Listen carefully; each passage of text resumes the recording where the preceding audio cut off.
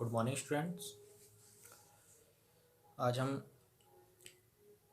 Not for profit organisation discuss करने वाले हैं। ये हमारे सेकंड टर्म के फर्स्ट चैप्टर है। जैसे कि हम प्रीवियस पढ़ते आ रहे हैं, प्रॉफिट ऑर्गेनाइजेशन के बारे में हम पढ़ चुके हैं और बहुत अच्छी तरीके से जानते हैं कि जो प्रॉफिट ऑर्गेनाइजेशन होते हैं उनका मेन मोटिव जो होता है प्रॉफिट अर्न करना होता है।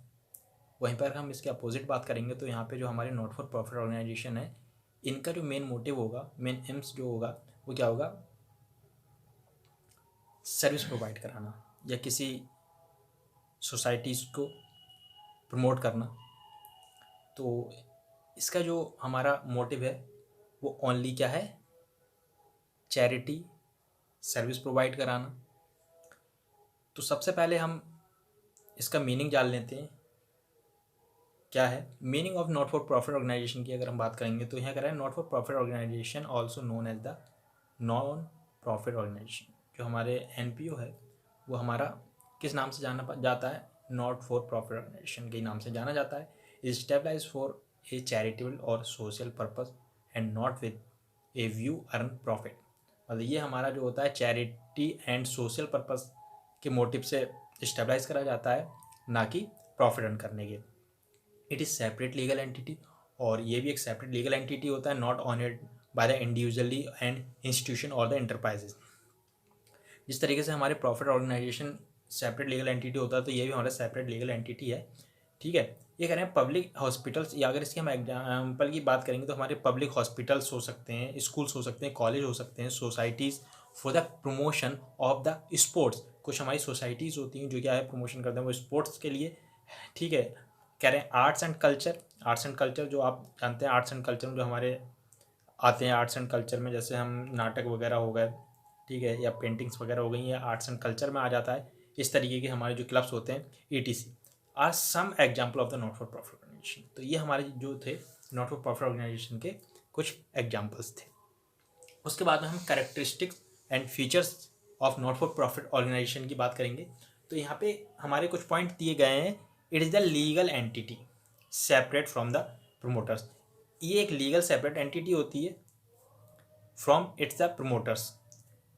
उसके बाद कह रहे हैं it is the setup as a charitable trust और सोसाइटी। ये जो सेटअप करी जाती है चैरिटेबल ट्रस्ट हो सकती है, सोसाइटीज़ हो सकती हैं के रूप में स्टेबलाइज करी जाती हैं या फॉर्म करी जाती हैं। It is the managed by A group of individually called trustee. ये जो होती है हमारी, it is manage by the group. जो ग्रुप होता है जो इसे मैनेज करता है, इंडिविजुअली जो व्यक्ति होते हैं कॉल्ड आ ट्रस्टी, उन्हें हम किस नाम से जानते हैं, ट्रस्टी। उन्हें हम ट्रस्टी कहते हैं। Their main aims is to provide service and not we earn the profit. जो यहाँ पे हम बात करेंगे, देयर मेन एम्स जो हमारा है वो प्रोवाइड सर्विस कराना है, ना कि प्रॉफिट अर्न करना होता है। उसके बाद हम करें एनुअल अकाउंट्स ऑफ एनपीओज। अगर एनुअल अकाउंट्स की बात करेंगे तो यहाँ पे हम देखिए तीन चीज़ें प्रिपेयर करते हैं। दो तो हमारे अकाउंट हो गए, ठीक है, और एक हमारा क्या हो जाता है जिसे हम बैलेंस शीट बोलते हैं, वो स्टेटमेंट ऑफ कंपनी हो जाता है। ठीक है, तो ये कह रहे हैं annual accounts of NPO comprise of the received and payment account, income and expenditure account and last one balance sheet. ठीक, तो बैलेंस शीट हमारी जो होती है अकाउंट्स नहीं कहलाती है। ठीक है, स्टेटमेंट्स ऑफ कंपनी हमारी कहलाती है, जिसे हम एक डॉक्यूमेंट भी कह सकते हैं। ठीक है, जिसमें हमारी पूरी कंपनी का क्या होता है स्टेटमेंट होता है, कितना प्रॉफिट हुआ, कितना लॉस हुआ, कितनी एसेट है, ये सारी हमारी उसमें एक तरीके से डॉक्यूमेंट बना होता है जिसमें हमारा पूरा कंपनी की डिटेल दी रहती है। अब यहाँ पे हम नीचे जो हमें दिया है एक नॉलेज बूस्टर करके दिया है कि यहाँ पे जो बहुत ही इंपॉर्टेंट, वेरी वेरी इंपॉर्टेंट जो चीज़ें हैं उन्हें हाईलाइट करा गया है। NPO are not engage in any trading activity. बहुत बढ़िया बात है कि एनपीओ जो है हमारी कोई भी ट्रेडिंग एक्टिविटीज़ को परफॉर्म नहीं करता है। बिल्कुल सही बात है। उसका जो मोटिव है वो हमारा क्या है, सोसाइटी को प्रमोट करना, किसी स्पेसिफिक सोसाइटी को प्रमोट करना। ठीक है, मतलब सोसाइटी को हेल्प करना, किसी बैकवर्ड जो हमारी सोसाइटीज़ है उससे क्या करना, प्रमोट करना, आगे लाना, बूस्टअप करना। मतलब कहने का मतलब यह है कि किसी भी तरीके से चैरिटी हेल्प करना। ठीक है, उसके बाद कह रहा है NPO main source of income. हाँ, ये बहुत इंपॉर्टेंट बात है कि जब ये प्रॉफिट अर्निंग के मोटिव से वर्क ही नहीं करता है तो इसका हमारा सोर्स ऑफ फंड क्या होगा, सोर्स ऑफ इनकम क्या होगा। तो देखिए वही यहाँ पे दिया गया है, जो हमारे मेंबर्स इसमें ऐड होते हैं, जुड़ते हैं, एडमिशन लेते हैं, ठीक है। तो वो जो होते हैं एक उसमें फीस फीस देते हैं हमें, जिसे हम सब्सक्रिप्शन कह सकते हैं, डोनेशन कह सकते हैं, ठीक है। ये हमारे उसमें होती है, जिससे हमें क्या होता है कि सोर्स ऑफ फंड जो अर्निंग होती है, इनकम होती है, वो हमारी होती है। तो ये हमारे क्या क्या हो गया, तो इनकम इंक्लूड द सब्सक्रिप्शन हो गया, डोनेशन हो गया, financial assistance from government, interest on investment, मतलब गवर्नमेंट से कुछ हमें ग्रांट मिलती है, ठीक है, वो हमारा यहाँ पे कहा जा रहा है financial assistance from government, interest on investment. अब इंटरेस्ट ऑन इन्वेस्टमेंट मतलब कुछ हम भाई ऐसा नहीं है कि जो फर्में होती हैं या कोई कंपनी होती है वो इन्वेस्टमेंट नहीं करती है, वो भी इन्वेस्टमेंट करते हैं। तो वही कहा जा रहा है इंटरेस्ट ऑन इन्वेस्टमेंट, मतलब हमने कुछ इन्वेस्ट करा होगा, उस पर हमें जो इंटरेस्ट प्राप्त होगा उसकी बात करी जा रही है, तो वो हमारे अर्निंग हो जाती है। फिर कह रहे हैं NPO are also required to maintain proper accounts. ऐसा नहीं है कि प्रॉफिट अर्न मोटिव से हम वर्क नहीं कर रहे हैं तो हमें अकाउंट मेंटेन करने की ज़रूरत नहीं है, हमें अकाउंट मेंटेन करने पड़ेंगे। तो यहाँ पे हमें कौन कौन से अकाउंट मेंटेन करने पड़ते हैं वो मैं ऊपर आपको बता ही चुका हूँ। तो क्या क्या होगा,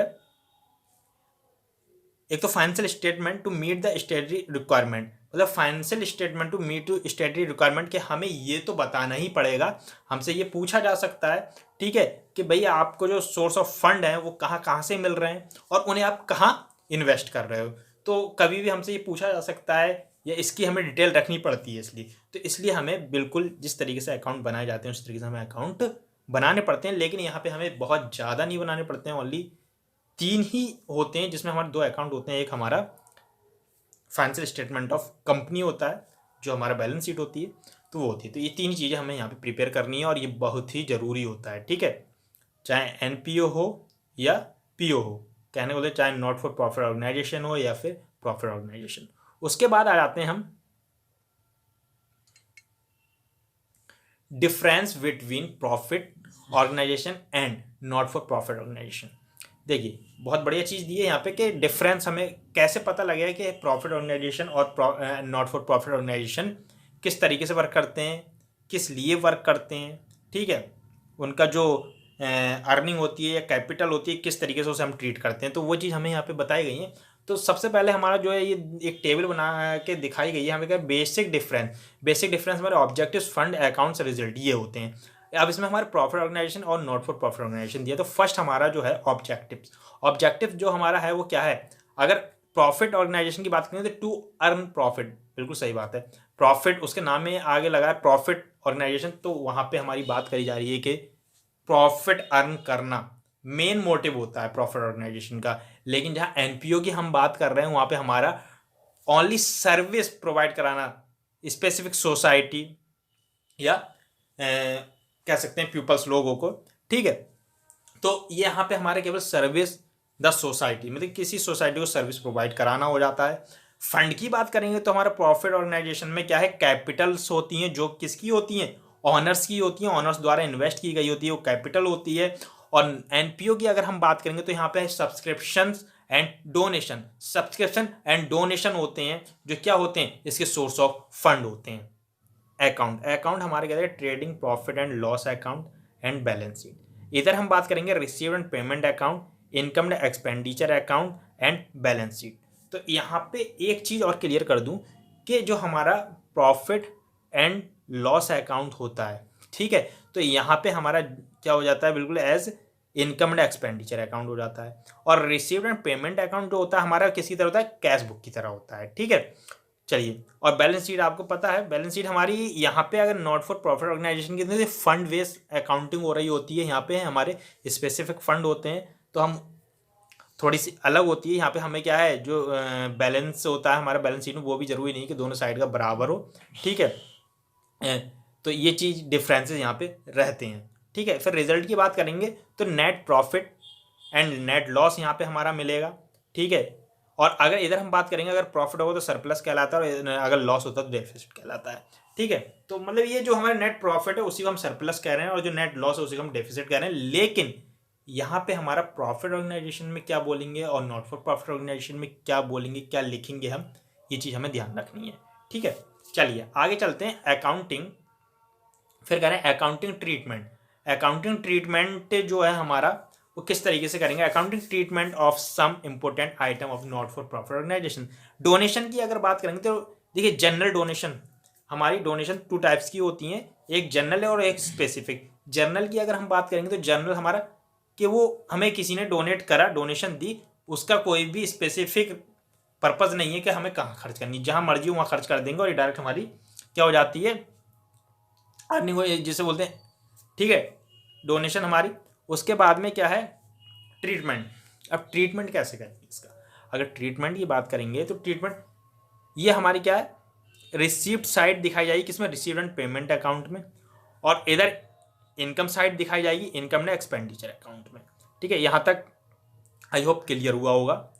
फिर हमारा आ जाता है स्पेसिफिक फंड या स्पेसिफिक डोनेशन, जिसे हम कह सकते हैं।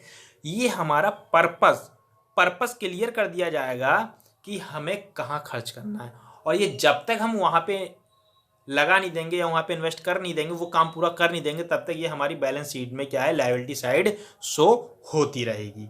ठीक है, एक सेपरेट हेड बना करके। ठीक है, तो स्पेसिफिक फंड या स्पेसिफिक डोनेशन, स्पेसिफिक फंड भी बोल देते हैं, स्पेसिफिक फंड या डोनेशन की अगर मैं बात करूं तो ये कह रहे हैं any amount of donation received with a specific use is called the specific donation. देखो यहाँ पर वही बात कह रही, कि कोई भी ऐसा अमाउंट जो स्पेसिफिक पर्पस के लिए रिसीव की गई हो वो हमारी स्पेसिफिक डोनेशन या स्पेसिफिक फंड कहलाता है। इसका ट्रीटमेंट क्या होगा, ये भी हमारे बिल्कुल ऐसे ही हो जाएगा कि received side received and payment account में डाली जाएगी, और बैलेंस शीट में ये लायबिलिटी साइड, जब तक कि ये पूरा नहीं हो जाएगा सेपरेट हेड बना करके।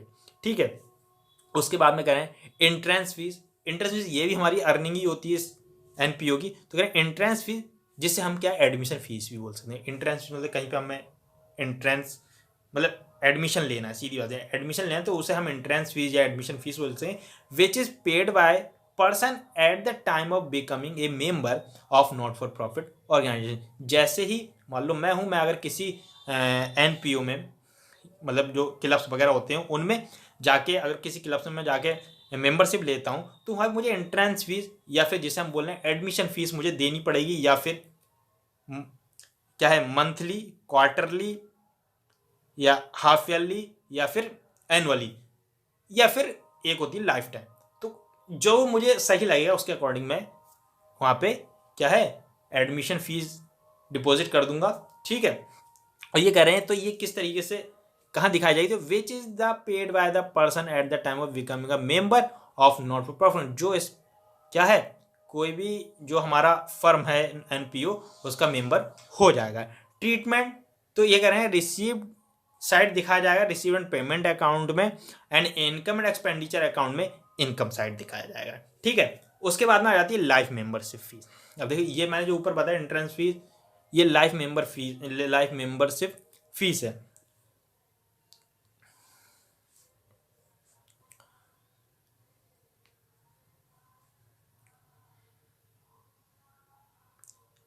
एंट्रेंस फीस और एडमिशन फीस आप पढ़ चुके कि एंट्रेंस फीस हमें एक बार देनी होती है, एडमिशन फीस हमें एक बार देनी होती है। ये लाइफ मेंबरशिप फीस है जो हमारी नीचे है। ठीक है, ये हमें लमसम में या फिर हमें मंथली, क्वार्टरली, मतलब जैसे मर्जी है वैसे देनी होती है। तो लाइफ मेंबरशिप फीस की बात अगर हम करेंगे तो it is the lump sum amount paid by the member instead of paying periodic subscription. मतलब 2 तरीके से दे सकता है, या तो वो लाइफ टाइम के लिए दे सकता है लमसम में, या फिर इसके बजाय वो क्या है कि पीरियडिक भी पे कर सकता है, कि भाई मंथली, क्वार्टरली, ये जो मैंने बात ऊपर रही वो यहाँ पे होगी, वहाँ हमारी एंट्रेंस फीस एडमिशन फीस एक ही बार जाएगी। ठीक है, उसके ऊपर डिपेंड करता है। ठीक है, कि अगर उसे मान लो यहाँ 3 मंथ ही रहना है, 3 मंथ स्टे करना है, तो मान ली वो 3 मंथ के लिए सब्सक्रिप्शन मेंबरशिप फीस डिपॉजिट कर देगा और ले लेगा। ठीक है, उसके बाद में कह रहे हैं ट्रीटमेंट क्या होगा कि जो रिसीव एंड पेमेंट अकाउंट है उसके हम रिसिप्ट साइड दिखाएंगे इसे, और जो बैलेंस शीट में है, बैलेंस शीट में हम इसे लायबिलिटी साइड दिखाएंगे। ठीक है, लाइफ मेंबरशिप फीस को। Shown on the liability side of balance sheet under a separate head, और इस सेपरेट हेड क्योंकि फंड बेस्ड अकाउंटिंग है इसलिए सेपरेट हेड में दिखाएंगे। उसके बाद में हमारा आ जाता है sales of old asset. Sales of old assets की अगर हम बात करें तो यहाँ क्या कहा जा रहा है कि this type of sale is compared with the book value to ascertain profit loss on sale of the asset. कि अगर हम कोई मान लो एसेट ओल्ड एसेट है जो हमारी फर्म की, उसे हम क्या कर रहे हैं, सेल कर रहे हैं, तो this type of sale is compared with its book value. ये हमारी कंपेरिजन करी जाएगी किसकी, बुक वैल्यू पे, जो हमारी बुक में रिकॉर्डेड है, टू सर्टेन प्रॉफिट हो रहा है या लॉस हो रहा है इस पे। हमें एसेट में अगर प्रॉफिट होगा तो उसे हम क्या है अर्निंग में डाल देंगे, लॉस होगा तो हम उसे ठीक है लॉस में डाल देंगे। उसके बाद में क्या कह रहे हैं कि ट्रीटमेंट की अगर हम बात करें तो क्या रहा है, selling price is deducted from the asset in balance sheet. Selling price जो हमारा होगा वो क्या है, deduct from the asset in balance sheet and shown in the received side of the received and payment account. कि जो भी selling amount होगा, ठीक है, सेलिंग प्राइस होगा डिडक्टेड फ्रॉम द एसेट, वो एसेट में से डिडक्ट हो जाएगा and balance sheet and shown in received side of the received. और ये हमारा अमाउंट रिसीव कर लेंगे हम किस में, मतलब जो हमारी एसेट है वो बैलेंस शीट में से रिमूव हो जाएगी, वहाँ से राइट ऑफ कर दी जाएगी, और उसके बाद में इसका जो अमाउंट हमें रिसीव होगा वो रिसीव्ड एंड पेमेंट अकाउंट में रिसीव साइड हम दिखा देंगे। लॉस ऑन सेल, अगर हमें लॉस हो गया, जो हमारी बुक वैल्यू थी उससे कम में बिकी तो हमें लॉस होगा, मतलब लॉस तो होना ही है अगर हम कोई भी ओल्ड फर्नीचर या एसेट हम सेल करते हैं। तो loss on sale of asset book value, ठीक है, book value SP selling price is shown on the expenditure side whereas profit sales, ठीक, SP sales of book value is shown on the income side of income and expenditure account.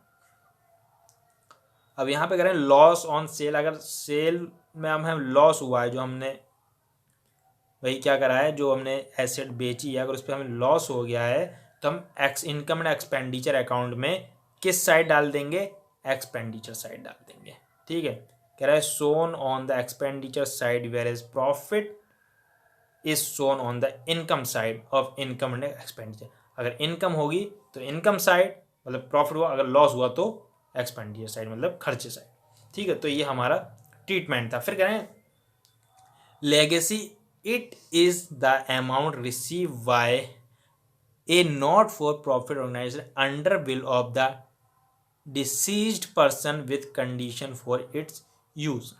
क्या कह रहे हैं कि अगर हम इसकी बात करें लेगेसी डिसीज पर्सन की कंडीशन की बात कर रहे हैं तो यहाँ पे हमारा ट्रीटमेंट किस तरीके से होगा, तो ये कह रहे हैं shown on received side of received and payment account. जो भी हमें रिसीव्ड हुआ है वो हम रिसीव्ड साइड दिखा देंगे, received and payment account, and balance sheet में हम लायबिलिटी साइड सेपरेट हेड में दिखा देंगे। फिर ऑनोरियम, ऑनोरियम की बात होती है कि हम किसी को क्या होते हैं मानदेय देना, जिसे बोलते हैं ना, सम्मान के लिए उसे देना। ठीक है, ऑनोरियम होता है मतलब कोई हमने अपने यहाँ ऑर्गेनाइजेशन में किसी पर्सन को बुलाया, ठीक है, और उसके सम्मान के लिए हमने क्या हुआ, मान लो कोई लेक्चर देने के लिए बुलाया है, वर्कशॉप के लिए बुलाया है, तो उसके सम्मान रखने के लिए हम कुछ उसे क्या बोलते हैं, एक एनवलप में कुछ पैसे रख करके, या मतलब कुछ भी हो सकता है जो हम उसके सम्मान के तौर पे उसे भेंट स्वरूप देते हैं, तो वो ऑनोरियम कहलाता है। This type of payment is the expression of the gratitude rather than A payment for the service. जो यहाँ वही कह रहा है कि भैया जो भी उसने सर्विस दी है हमें, जो हमने उससे सर्विस ली है उसके बदले हम उसे कुछ पेमेंट, ठीक है, या फिर कोई भी ऐसा मतलब प्रेजेंट देते हैं जिससे क्या है उसे एक सम्मान दिया जाता है। तो यहाँ पे एग्जाम्पल करें amount paid to guest faculty for the lecture, मतलब वही मैंने बता दिया, अगर कोई लेक्चर हमने अरेंज कराया किसी एक पर्सन से, ठीक है, जिसने हमारे यहाँ आके कोई लेक्चर दिया हो या कोई वर्कशॉप ली हो, तो उसे हम कुछ अमाउंट पे करते हैं जो हमारा ऑनोरियम कहलाता है। ठीक है, ये हमारे क्या होते हैं, एक्सपेंडिचर होते हैं, खर्चे होते हैं। ठीक है, फिर ट्रीटमेंट कैसे करेंगे कि ये जो हमारा है रिसीव्ड एंड पेमेंट अकाउंट हम पेमेंट साइड दिखाएंगे क्योंकि ये हमारा खर्चा है, ठीक है। और इनकम एंड एक्सपेंडिचर अकाउंट हम एक्सपेंडिचर साइड दिखाएंगे। रिसीव एंड पेमेंट में क्योंकि पेमेंट कर रहे हैं और इनकम एंड एक्सपेंडिचर में हमारा ये खर्चा है, तो ये हम एक्सपेंडिचर अकाउंट देंगे। आई होप यहाँ तक आपका ये क्लियर हुआ होगा। नेक्स्ट आगे बढ़ते हैं। फिर कह रहे हैं sale of old newspaper, magazines, periodical sale, sports material ETC. तो यहाँ क्या कहा जा रहा है आपसे कि भाई sales of the newspaper, old जो न्यूज़पेपर हो जाते हैं, मैगजीन्स होते हैं, पीरियडिक जो होती हैं वो, ठीक है, पीरियडिक सेल जो होती हैं हमारी, तो वो स्पोर्ट्स मटेरियल्स होते हैं ईटीसी, उन्हें हम जब सेल करते हैं उससे हमें क्या मिलता है, कुछ रेवेन्यू जनरेट होता है, मतलब इनकम जनरेट होती है। तो ये हमारी कैसे ट्रीटमेंट होता है इसका, ये भी आगे पढ़ेंगे। और इससे पहले हम थोड़ा सा ये पढ़ लें, sales of this item generate revenue and is source of income. भैया जो हमें रेवेन्यू जनरेट हुआ और ये हमारे एक सोर्स ऑफ इनकम हो गया of the not for profit organisation के लिए, इसका ट्रीटमेंट कैसे करेंगे, तो भैया इसे हम रिसीव कर लेंगे receipt side, receive and payment account में जो हमारा है रिसीव कर लेंगे जो भी हमें कैश प्राप्त होगा, और इनकम एंड एक्सपेंडिचर में इनकम साइड डाल देंगे जो भी अमाउंट हमें मिला था ये। और रेवेन्यू एक्सपेंसेस की बात कर रहे हैं कि कुछ रेवेन्यू जनरेट करने के लिए कुछ एक्सपेंसेस ऐसे होते हैं जो हमें करने पड़ते हैं, तो वही है such as the salary, rent, depreciation, wages, printing and the stationery, insurance, ETC. तो भाई रेवेन्यू, क्योंकि हम रेवेन्यू जनरेट कर रहे हैं उसके लिए हमें एम्प्लॉयज रखने पड़ते हैं, या फिर कहीं रेंट देना पड़ा, बिल्डिंग का रेंट देना पड़ रहा है, या कुछ चीज़ हम मंगा रहे हैं उसका भाड़ा देना पड़ा, ठीक है, या कुछ हमें प्रिंटिंग वगैरह स्टेशनरी भी से रिलेटेड होती है, प्रिंटिंग वगैरह करानी थी वो उसका चार्ज हो जाती है, स्टेशनरी वगैरह, और कुछ एसेट्स वगैरह होती है उसमें डेप्रिसिएशन लगती है। तो ये सारी चीज़ें हमारी रेवेन्यू एक्सपेंसेस कहलाते हैं। मतलब रेवेन्यू जनरेट करने के लिए जो चीज़ें हमारे लिए पेमेंट करनी पड़ती हैं वो हमारे यहाँ पे क्या रेवेन्यू एक्सपेंसेस कहलाते हैं, ठीक है। इंश्योरेंस वगैरह हो गया, तो ये हमारे, उसका हमने ट्रीटमेंट इसका क्या ऐसे करेंगे कि पेमेंट साइड दिखाएंगे हम इसे रिसीव एंड पेमेंट अकाउंट में, और इनकम एंड एक्सपेंडिचर अकाउंट में एक्सपेंडिचर साइड दिखाएंगे, ठीक है। ये हमारा ट्रीटमेंट है। उसके बाद में क्या कह रहा है, रेवेन्यू रिसिप्ट। रेवेन्यू रिसिप्ट क्या होती है, जिस तरीके से हमने अभी क्या पढ़ा था, रेवेन्यू एक्सपेंसेस, रेवेन्यू रिसिप्ट भी होती है, तो such as the rent and interest receive, entrance fees, subscription, ये रेवेन्यू रिसिप्ट हमारे हो गए जो वहाँ से भी हमें अर्निंग हो रही है, ठीक है, इनकम जनरेट हो रही है। तो क्या हो गया, रेंट हो गया, मतलब हमारे कोई बिल्डिंग वगैरह हमने रेंट पे उठा रखी है तो हमारा रेंट हो गया। इंटरेस्ट रिसीव, मान लो हमने कुछ बैंक में पैसा जमा कर रखा है या कोई इन्वेस्टमेंट कर रखा है, वहाँ से हमें इंटरेस्ट मिल रहा है बैंक से।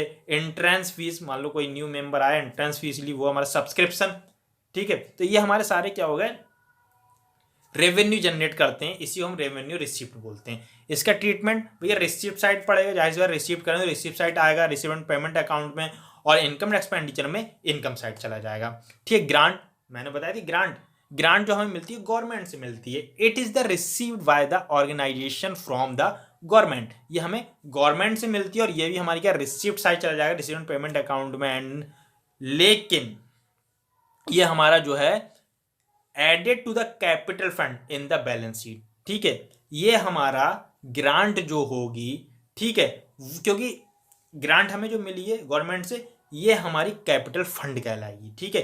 इसलिए जो मैंने बताया था आपको, जो प्रॉफिट ऑर्गेनाइजेशन होता है उसमें हमारे क्या होता है, कैपिटल होती है, ठीक है, जो हमारी क्या होती है, ऑनर की होती है, ऑनर के द्वारा इन्वेस्ट की गई है। यहाँ पे हमारे कैपिटल फंड होते हैं, और वहाँ पे क्या होता है, जो कैपिटल जो भी हमारे प्रॉफिट होता है वो ऑनर को मिल जाता है, लेकिन यहाँ पे हमारा ये कैपिटल फंड में ऐड हो जाता है, जो भी इनकम हमारी सरप्लस रहता है, ठीक है।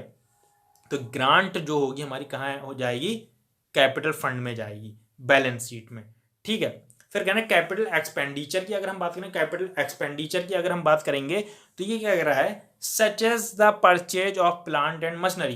कैपिटल एक्सपेंडिचर मतलब कैपिटल एक्सपेंडिचर की बात कर रहे हैं कि हुआ है तो वो हमारी फर्म के लिए कैपिटल, लेकिन एक तरीके का खर्चा है, और उस जो हमने कैपिटल भाई बढ़ाने के लिए अपनी फर्म में वो कैपिटल लाने के लिए हम जो खर्चा किया है उसी को हम कैपिटल एक्सपेंडिचर बोल रहे हैं। और ये हमारे लिए क्या करेगी, लॉन्ग टर्म क्या जनरेट करेगी, इनकम जनरेट करेगी।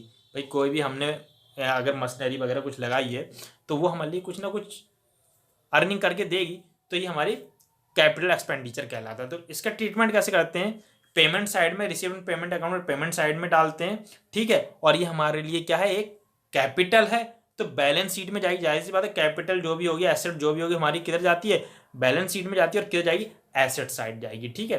तो under head name of the asset, उस एसेट के एक नेम से हेड बनाएंगे और वो उसी में हमारे अमाउंट पड़ जाएगा। उसके बाद में आ जाता है सब्सक्रिप्शन। तो सब्सक्रिप्शन जैसे कि आप जानते ही हैं, कोई भी मेंबर आता है तो वो फीस पेड करता है, वो हमारा सब्सक्रिप्शन करवाता है एनुअल। मतलब सब्सक्रिप्शन क्या होता है, मतलब 6 मंथ एनुअली, इस ढंग से जो होता है एक स्पेसिफिक टाइम के लिए जो लिया जाता है वो सब्सक्रिप्शन कहलाया जाता है। It is the membership fees paid on the annual basis bye the member, ठीक है। देखिए एनुअल बेसिस पे जो आप पे कर रहे हो, वो हम मान लो 1 साल के लिए आपने पैसा कुछ फीस दी है, वो 1 साल तक वैलिड रहेगी, वो हमारा सब्सक्रिप्शन कहलाएगा। The amount of subscription paid by the member of the not for profit organisation is main source of income of the it. और ये हमारा जो सब्सक्रिप्शन होता है मेन सोर्स ऑफ इनकम कहलाता है, मेन सोर्स ऑफ इनकम होता है, ये ध्यान रखना, बिल्कुल भूलने वाली बात नहीं है, बिल्कुल माइंड में ऐसे डाल लो कि डिगले नहीं, ठीक है। तो ये हमारा मेन सोर्स ऑफ इनकम होता है क्या, सब्सक्रिप्शन। अब इसका ट्रीटमेंट सुन लो, ट्रीटमेंट कैसे होगा। ट्रीटमेंट तो कह रहे हैं subscription received is shown in the debit side of received and payment account. Received and payment account के डेबिट साइड दिखाया जाता है, and the amount which is received for the current year. और ये हमारा क्या होगा, करंट ईयर का अमाउंट जो होगा, year shown in credit side, जो करंट ईयर का अमाउंट होगा वो क्रेडिट साइड शो करा जाएगा इनकम एंड एक्सपेंडिचर अकाउंट में। its balance are shown in the balance sheet as asset। Balance sheet and asset क्या कह रहा है कि its balance are shown in the balance sheet as assets. ये balance sheet में भी दिखाया जाएगा और किधर दिखाया जाएगा, एसेट साइड दिखाएगा। If accrued and liability if received and advance, ठीक है। भैया कह रहे हैं if accrued and as liability if received in advance. अगर हमने एडवांस में रिसीव करा तो ये हमारे लिए क्या हो गई, कोई भी चीज़ हम एडवांस में लेते हैं तो हमारे लिए क्या होता है, सर पे बोझ हो जाता है ना, बर्डन जिसे हम बोलते हैं, तो ये हमारे लिए क्या हो जाएगी, एक तरीके से लायबिलिटी हो जाएगी, ठीक है। चलिए उसके बाद में computation as under. Computation as under की बात कर रहे हैं तो कैसे करा जाएगा वो बताया जा रहा है यहाँ पे, ठीक है। देखिए यह कह रहे हैं subscription receive during the year. हमने किसी ईयर का सब्सक्रिप्शन रिसीव करा, ठीक है, as per the received payment. Received payment account के बेस पे हम करते हैं। उसमें जो भी हमारा क्या होगा, आउटस्टैंडिंग होगा सब्सक्रिप्शन का, ठीक है, एंड में वो क्या है, subscription outstanding at the and, जो भी एंड में एंड तक हमें मिला है तो subscription outstanding at the and, वो तो हमारा प्लस हो जाएगा। उसके बाद क्या है, subscription received in advance in the beginning of the year, जो एंड का है, subscription outstanding at the and, and में जो हमारा आउटस्टैंडिंग निकल रहा है वो ऐड हो जाएगा। और subscription received in advance in the beginning, beginning में कुछ हमें एडवांस मिला है तो वो भी हमारा बिगनिंग ऑफ द ईयर, तो वो भी हमारे मतलब साल के शुरुआत में हमें कुछ एडवांस मिल गया था तो वो भी हमारा यहाँ ऐड हो जाएगा, ठीक है। उसके बाद क्या करें, लेस। अब माइनस क्या क्या करेंगे, तो subscription outstanding in the beginning, beginning में का कोई आउटस्टैंडिंग होगा तो वो माइनस हो जाएगा, ठीक है। उसके बाद में subscription receive in advance at the and, अगर एंड में हमें कुछ एडवांस हुआ है रिसीव तो वो ही माइनस हो जाएगा, क्यों एंड में हुआ है नेक्स्ट ईयर चला गया तो इसलिए यहाँ पे माइनस हो जाएगा, क्यों अगले ईयर चला जाएगा तो यहाँ माइनस हो जाएगा। To be shown in income and expenditure account, ठीक है, ये हमारे इनकम एंड एक्सपेंडिचर अकाउंट में शो करा जाएगा, ठीक है। अब आगे बढ़ते हैं, सब्सक्रिप्शन अकाउंट। सब्सक्रिप्शन अकाउंट की बात करेंगे तो क्या कर रहा है, टू आउटस्टैंडिंग, ठीक है, debit side and outstanding subscription की बात कर रहे हैं तो आउटस्टैंडिंग सब्सक्रिप्शन जो भी हमारा होगा यहाँ पे आ जाएगा, टू एडवांस जो हमने लिया है वो आ जाएगा, ठीक है। एट द एंड की बात करेंगे, ठीक है। फिर to income and expenditure account, ठीक है, जो भी हमारा होगा वो इधर निकल आएगा बैलेंसिंग फिगर। फिर कह रहे हैं एडवांस सब्सक्रिप्शन जो हमारा था वो क्रेडिट साइड चला गया, बिगनिंग इन द बिगनिंग। फिर by bank subscription receive during the current year, कोई भी सब्सक्रिप्शन हमें रिसीव हुआ है करंट ईयर से रिलेटेड, ठीक है, outstanding subscription eight the and. तो ये हमारा इसका सब्सक्रिप्शन अकाउंट का फॉर्मेट था, ठीक है। आगे चलते हैं, cost of the consumable goods. Cost of the consumable goods तो क्या कह रहे हैं, consumable goods are the items such as the food, tuffs, sports material, medicine, postage and the stationery its which are the consume during the year. मतलब cost of consume goods, जो भी हमने इस साल में कंज्यूम्ड किया है, ठीक है, उसकी बात कर रहे हैं, उस गुड्स की बात कर रहे हैं, उस मटेरियल की बात कर रहे हैं, ठीक है। तो वो है उसका ट्रीटमेंट हम किस तरीके से करेंगे, it is debit to income and expenditure account. Income and expenditure account में डेबिट साइड डाल देंगे, ठीक है, जैसे कि आप ये देख रहे थे, डेबिट साइड डाल देंगे। उसके बाद में क्या कह रहे हैं, any closing stock of it is shown in the asset side of balance sheet. कोई भी क्लोजिंग स्टॉक होगा तो asset side in the balance sheet में दिखाएंगे एट द एंड में। Opening stock of the such as goods is also shown on the asset side of the opening balance. क्या कहा गया है यहाँ पे, opening stock of such as the goods is also shown on the asset side of the opening balance sheet, ठीक है। तो यहाँ तक आई होप क्लियर हुआ होगा। कंप्यूटेशन एज अंडर, अब कंप्यूटेशन कैसे करेंगे हम यहाँ पे, तो यहाँ पे हमें फॉर्मेट दिया हुआ है, opening stock of the material क्या था हमारा, ठीक है, ऐड परचेज, हमने कुछ परचेज किया वो ऐड हो जाएगा करंट ईयर से रिलेटेड, ठीक है, जो भी इस ईयर में हमने परचेज किया था। अब लेस क्या हो जाएगा, क्लोजिंग स्टॉक जो हमारा मटेरियल बचा वो लेस हो जाएगा, ठीक है, to be the shown in the income and expenditure account, जो हमारे इनकम एंड एक्सपेंडिचर अकाउंट में बचा था उसके बेस पे, ठीक है। तो ये हमारा फॉर्मूला था कंप्यूटेशन एज द अंडर किसका, कंज्यूमेबल गुड्स का। फिर कह रहे हैं फंड बेस्ड अकाउंटिंग। हाँ देखो मैंने शुरू में बोला था आपको, ये हमारी फंड बेस्ड अकाउंटिंग होती है, क्योंकि इसमें हमारे फंड ही आते हैं और कोई चीज ट्रेडिंग की तो हमें कुछ होती नहीं है। तो कह रहे हैं it mean the accounting where received of donation income relating to the particular fund are the credit to the that fund and expenses payment are debited to it। तो भैया फंड बेस अकाउंटिंग है, इसलिए हमारे क्योंकि कोई trading होती नहीं है, पैसा ही आ रहा है जा रहा है, तो इसलिए इसे हमेशा फंड बेस अकाउंटिंग कहते हैं, ठीक है। स्पेसिफिक फंड होते हैं, जनरल फंड्स में, मतलब इसमें हमारे सारे फंड्स बेस अकाउंटिंग होती है, क्यों फंडों की बात करते हैं हम, ठीक है। ये हो गया। अब ट्रीटमेंट क्या होगा, credit balance is fund account is shown on the liability side of the balance sheet. Balance sheet में, ठीक है, क्रेडिट बैलेंस जो होगा हमारा फंड का account is shown on the liability side of balance sheet में हमारा दिखाया जाएगा। फिर कहें डेबिट बैलेंस, अगर डेबिट बैलेंस है तो debit balance in fund account is shown on the expenditure account. Debit जो होगा हमारा, ठीक है, वो क्या है, expenditure side of the income expenditure. Income expenditure में हमारा एक्सपेंडिचर साइड दिखा जाएगा अगर डेबिट बैलेंस होगा तो, ठीक है। फिर कह रहे हैं क्लासिफिकेशन ऑफ द फंड।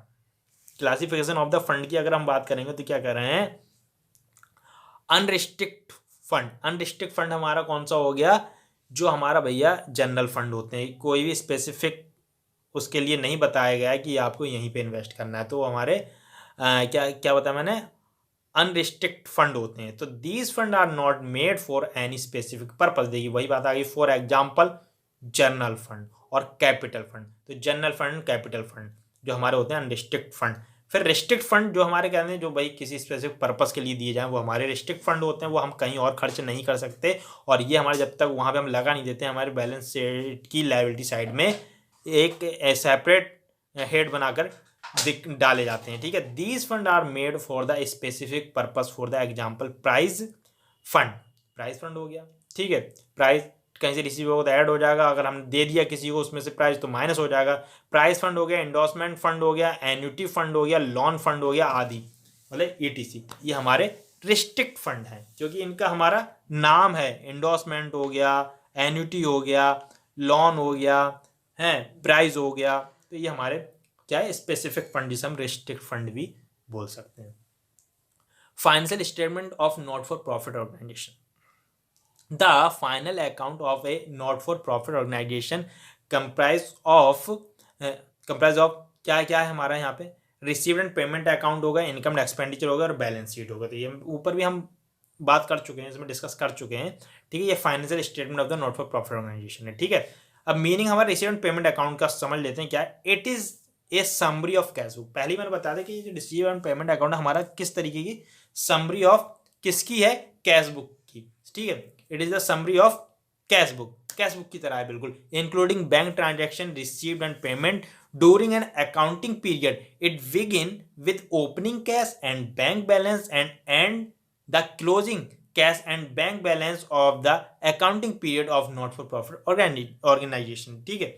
अब features of the received and payment account, feature of the received and payment account की बात करें तो it is the real account. भैया जहां पैसे की बात होगी वो रियल अकाउंट ही होगा। It is prepare on cash basis, और ये कैश बेसिस पे ही प्रिपेयर करा जाता है।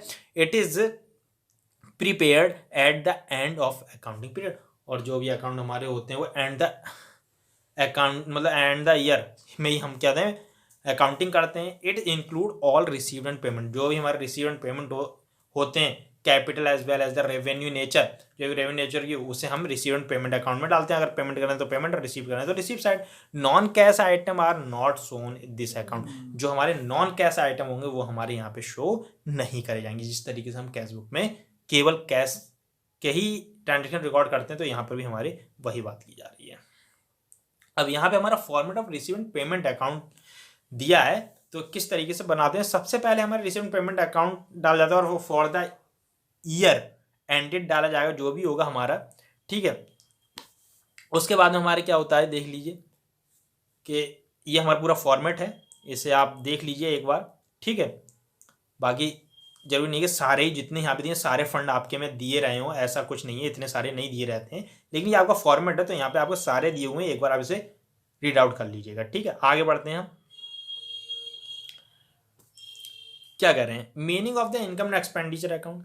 इनकम एंड एक्सपेंडिचर अकाउंट मैंने बताया था ना आपको, प्रॉफिट एंड लॉस अकाउंट की ही कॉपी होती है। तो कह रहे हैं it is the summary of income and expenditure for the accounting year, ठीक है। It is prepare to calculate the result of the financial activities of not for profit organisation during an accounting period. It is prepare on accrued basis. Income are shown on the credit side while expenses are shown on the debit side. तो भैया जो भी हमारी income होगी वो हमारी income side आ जाएगी, ठीक है। और जो भी हमारे क्या होंगे एक्सपेंसेस होंगे वो हमारे एक्सपेंडिचर साइड चले जाते हैं। तो ये हमारे इनकम एंड एक्सपेंडिचर अकाउंट होता है। Features of income and expenditure account, ये मीनिंग था। फीचर्स क्या क्या है इसके, तो it is the nominal account in the nature. भैया जो भी हमारे खर्चे से रिलेटेड जो अकाउंट होते हैं ना वो हमें नॉमिनली होते हैं, क्योंकि वो जरूरी नहीं कि लॉन्ग टाइम तक रहें, ठीक है। तो वो हमारे नॉमिनल अकाउंट होते हैं। It is prepare for accounting period. It is prepare for an accounting period, ठीक है। ये हमारे जो अकाउंटिंग पीरियड होता है उसके अकॉर्डिंग ही प्रिपेयर किए जाते हैं। It is prepared on accrual basis. Accrual basis so adjustment if any can be made. भाई एक्रूअल बेसिस पे किए जाते हैं, अगर कोई एडजस्टमेंट होता है तो वो हमारा किया जाता है, ठीक। अब यहाँ पे हमारा क्या है, format of income and expenditure account हमारा दे दिया, इनकम एंड एक्सपेंडिचर अकाउंट। तो ये फॉर्मेट भी आप देख लीजिएगा। यहाँ पे हमारे काफ़ी सारे हेड दिए हैं, जरूरी नहीं है ये सारे हेड आपके एक ही क्वेश्चन में दिए हों, ऐसा कोई जरूरी नहीं है, ठीक है। फिर क्या कह रहे हैं, result of this account shown either surplus और डेफिसिट, ठीक है। हम यहाँ पे सरप्लस एंड डेफिसिट की बात करते हैं, वहां पे प्रॉफिट एंड लॉस की बात करते थे। It does not include capital expenditure and capital receive. It is does not include capital expenditure and the capital receive. भाई कोई भी कैपिटल एक्सपेंडिचर कैपिटल रिसीव्ड यहाँ पे हम इंक्लूड नहीं करेंगे, ठीक है। अब नॉलेज बूस्टर है, यहाँ पे देख लीजिए, बहुत बहुत इंपॉर्टेंट, वेरी वेरी इंपॉर्टेंट होता है ये जो यहाँ पे दिया रहता है। Income and expenditure account serve the same purpose as the profit and loss. ये मैंने आपको बताया था, account of a business organisation does. कह रहे हैं all revenue item related to current period are shown in this account, ठीक है। जो भी हमारे किसमें, इनकम एंड एक्सपेंडिचर अकाउंट में जो भी हमारे रेवेन्यू आइटम रिलेटेड होंगे करंट पीरियड से, वही हम शो करेंगे इस अकाउंट में, ठीक है।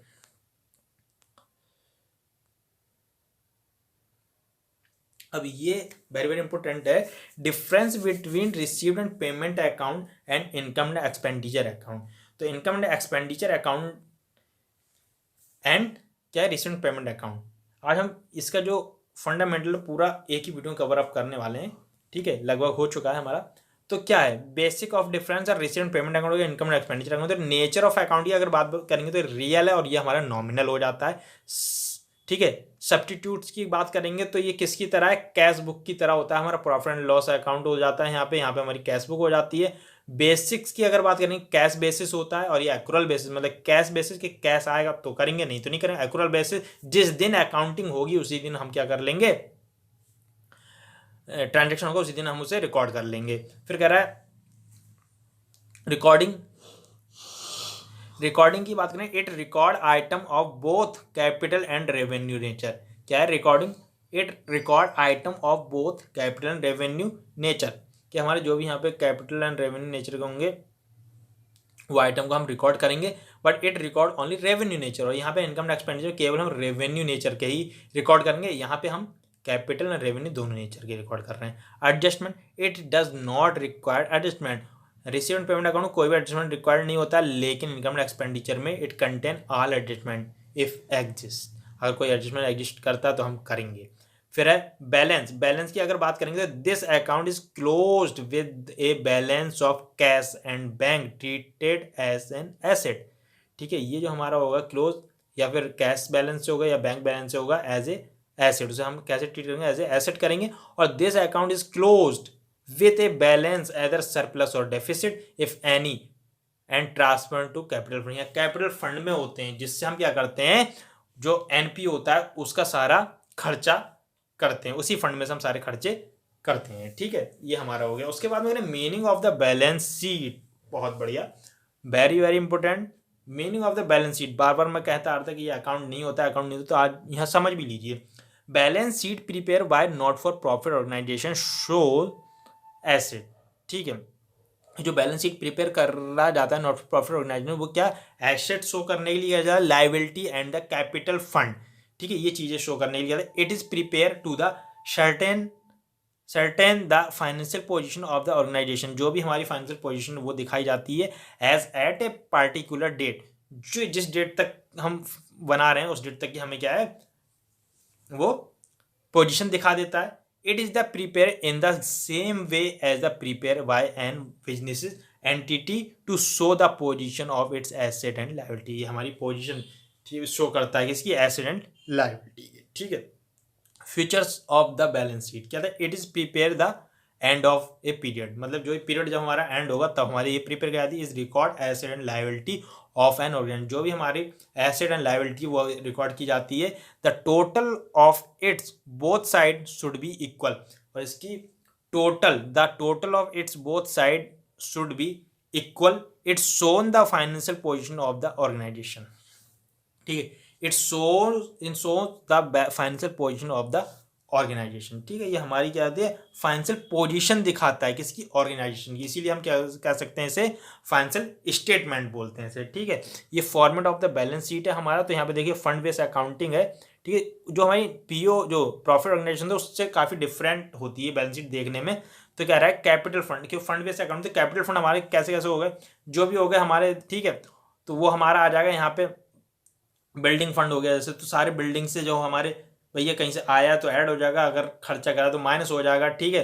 फिर स्पोर्ट्स फंड्स हो गया तो स्पोर्ट्स फंड में चला जाएगा, फिर इस तरीके से हमारे, ठीक है, फिर हमारे जो भी खर्चे करें, ठीक है, करंट लायबिलिटी वगैरह ये हमारे, ठीक है, वो हमारे ये स्पोर्ट्स पे प्राइस वगैरह जो हमने दिया वो लेस हो जाते हैं, ठीक है। फिक्स एसेट्स हमारी आ गई इधर, फर्नीचर वगैरह जो भी होगा, लेस सेल डेप्रीशिएशन जो लगाएं, करंट एसेट्स हमारी आ जाएगी, cash in hand, cash bank वगैरह, तो इन्वेस्टमेंट आ गए और प्रीपेड एक्सपेंसेस आ गए। तो ये हमारी जो पीओ होती है उससे काफ़ी डिफरेंट होती है, ठीक है, इस चीज़ का हमें ध्यान रखना है। फंड बेस्ड अकाउंटिंग, इसके बाद में हमारे क्वेश्चन आ गए। तो ये हमारा आज का जो क्या था, NP not for profit organisation की जो फंडामेंटल वीडियो थी ये कंप्लीट हो चुकी है, ये चैप्टर हमारा फंडामेंटल कंप्लीट होगा। नेक्स्ट वीडियो हम क्या करेंगे, अब इसके आगे क्वेश्चन डिस्कस करेंगे। तो थैंक्स फॉर वॉचिंग।